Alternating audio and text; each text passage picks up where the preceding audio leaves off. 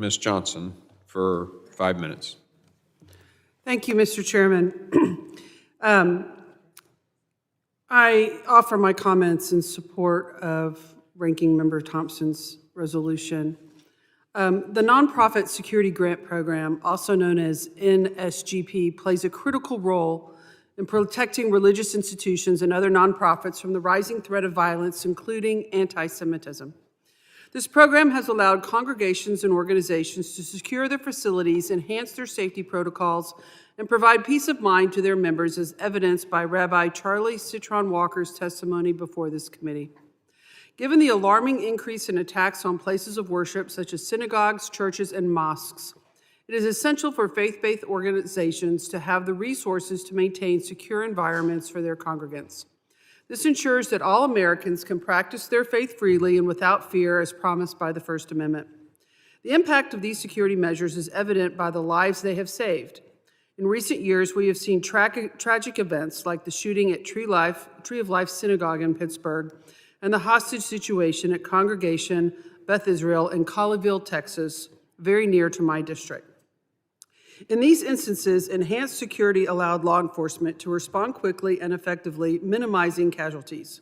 Without access to these critical resources that support these efforts, many communities would be left vulnerable, and these horrific events would have been even worse. Security funding from the Nonprofit Security Grant Program is quite literally a matter of life and death. As a member of this committee, I call on the President to act immediately to unfreeze the funds, ensuring religious institutions can maintain and enhance their security, protecting congregants and safeguarding their rights of worship. This is not just about installing security cameras, it's about protecting people's lives and ensuring that they can practice their faith without fear. Securing religious spaces is also an essential step in safeguarding the broader social fabric of our nation. Places of worship are not only sacred spaces, they are community hubs where individuals come together to connect, support one another, and celebrate their shared values. These institutions often provide critical social services such as food pantries, counseling, and outreach to marginalized groups. Ensuring the safety of these spaces allows communities to thrive, knowing that they can gather and grow without fear of violence.